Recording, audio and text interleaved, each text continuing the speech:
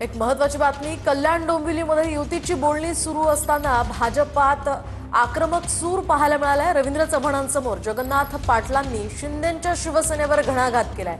शिंदेंची शिवसेना युतीमध्ये असून सुद्धा खंजीर खुपसते असा हल्लाबोल जगन्नाथ पाटील यांनी केला। तर शिंदेंच्या शिवसेनेवर विश्वास ठेवणं अवघड असल्याचंही ते यावेळी म्हणाले।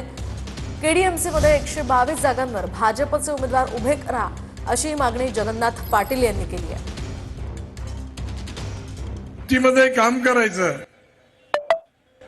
आणि नंतर पाठीमध्ये खंजीर खुपसायचं। गणपत शेठ गायकवाडांच्या विरुद्ध कोणाला उभं केलं?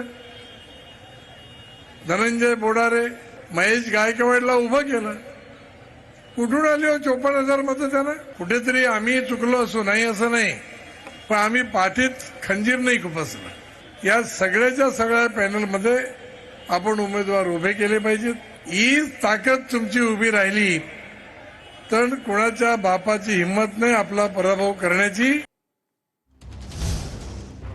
तर कल्याण डोंबिवलीमध्ये युतीची बोलणी सुरू असताना हा आक्रमक सूर काहीसा भाजप